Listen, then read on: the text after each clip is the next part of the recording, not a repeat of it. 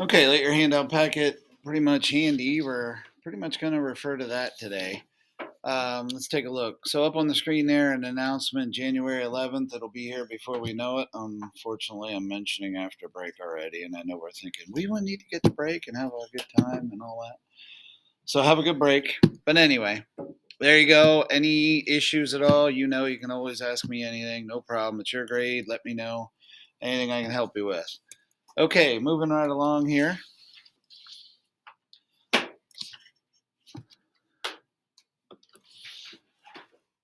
Some information there about Thomas Jefferson. We'll go through this probably at the end as more of a review. Of course, some of this you're probably familiar with already. Okay, so let's go to the first page of the handout and do this together. This is not up on the screen, but take a look at the very top. Okay, who campaigned on the Republican side? Who campaigned on the Republican? Very top. Ella? Jefferson, and we need another name. Aaron Burr, yes. Cold kind of guy.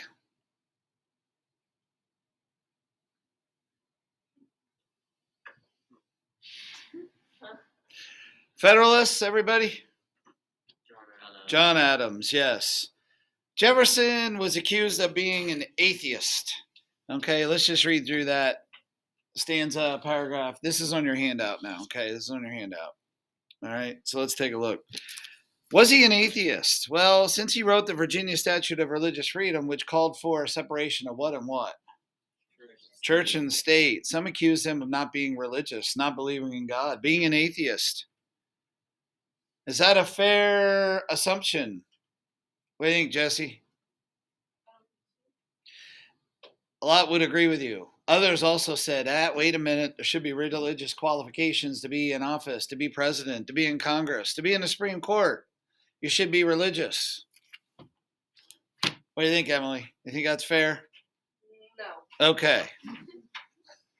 Thank you. So let's read through. Maggie, go ahead. What's on the handout? What's on the handout? What's on the handout? Virginia Statute of Religious Freedom. And then later the Constitution established that separation. Only about Christians, mostly Congregationalists. Yep. Jefferson was a theist, but that wasn't totally otherwise he would. Many people were clamoring for religious qualifications and him being a deist. Now, let me explain what a deist is. Now, that is up on the screen. A deist does believe in God, but that God is remote from human affairs. Okay? Let's read the bottom part there to further explain that. Sarah, please. Deism is the belief that God created the universe and allowed it to operate with the laws of nature. Deists, such as Thomas Jefferson and Benjamin Franklin, believe the natural laws to be discovered by the use of human reason. Whatever your own personal thoughts are on that, I'm not going to tell you how to think, just showing that school of thought, okay?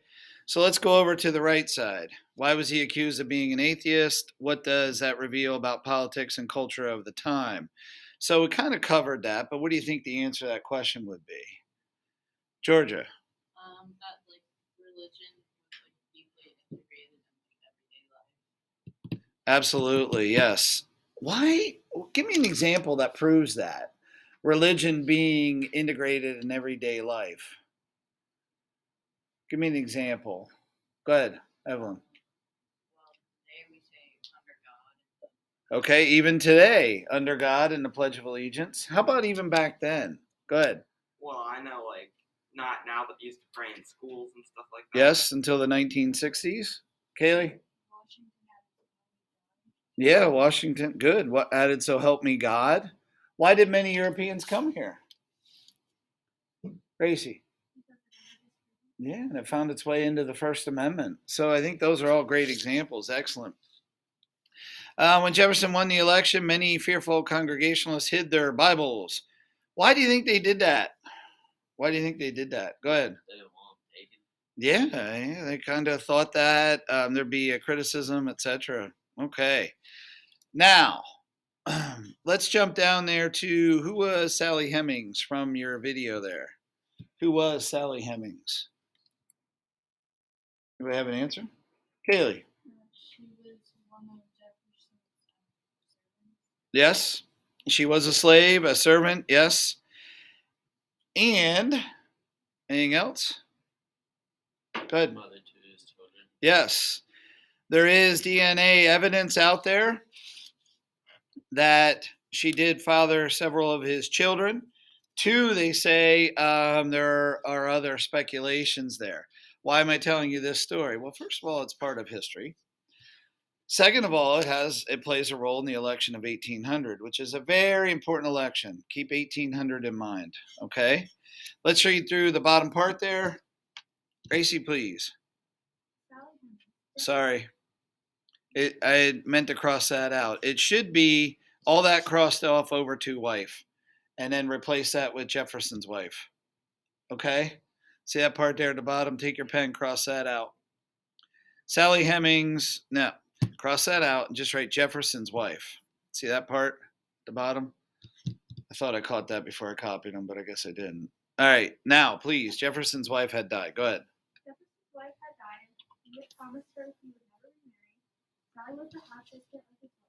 He did have a long relationship with Sally, proven with DNA and oral history, but at the time it was more of a salacious story.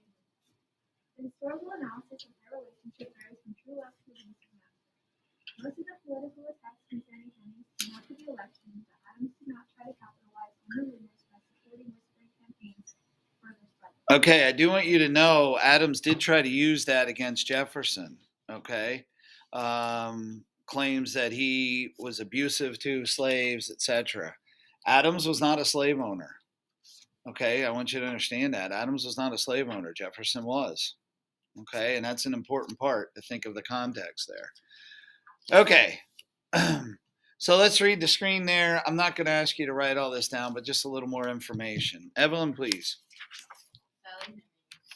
John Wells was married to Elizabeth Epps. They had a child named Martha Wells. Elizabeth Epps Wells died just after Martha, her daughter, was born. Martha married Thomas Jefferson. John Wells also had a daughter after his wife died, the slave woman, Sally Hemings. Sally Hemings is the daughter of John Wells and a slave woman, and Martha Jefferson's half sister. So it is something to point out there. She was the half sister of his wife. Okay. Okay. And there again, we just took a look at that. Okay. Part of the story. All right. Moving right along here. So, a term I want you to know, what is mudslinging? Some would call this a modern term, negative campaigning. What do you think mudslinging is? What's mudslinging in political campaigns? What's a mudsling? Go ahead. Kind of like where instead of promoting your good qualities, you promote the other person's bad qualities. Exactly. I always think of mudslinging. If you ever hear of digging up dirt, obviously mud, dirt. Okay, digging up dirt on someone. Some would call this negative campaigning. We've heard that term over the last several elections. I'm sure you are familiar with that. Okay. Here's an example. When Martin Van Buren was running for re-election, Bryson, that is not nice. The opposing side said, Van, he's a used up man. Wasn't nice.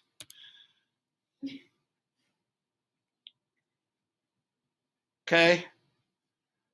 Come on, Grace, give me something there. What do you think? Okay.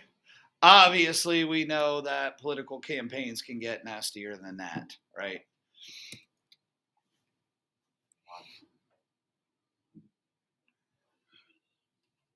Mudslinging? Mud pies? No? Okay, let's take a look at the handout. So, I realize I didn't give you a whole lot of time. 219 to 220. Which two candidates received identical votes? Does anybody know that? Anybody get that far? Call out anybody. Jefferson Burr. Jefferson and Burr. Who had to select the winner? The House of Representatives. And it is very important that right now you jot down that Alexander Hamilton supported Jefferson. Alexander Hamilton did support Jefferson. Why is that important for me to point out there? Anybody know? Think of it. Go ahead.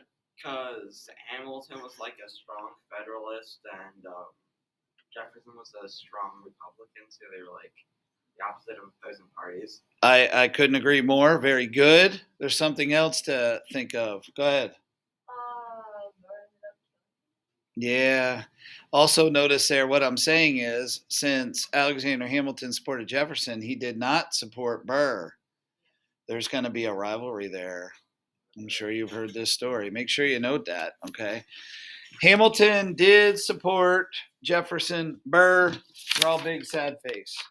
He's not happy. He is not happy. Which amendment prevented this situation from happening again? I mentioned it last chapter real quick. Anybody want to take a shot? Go ahead.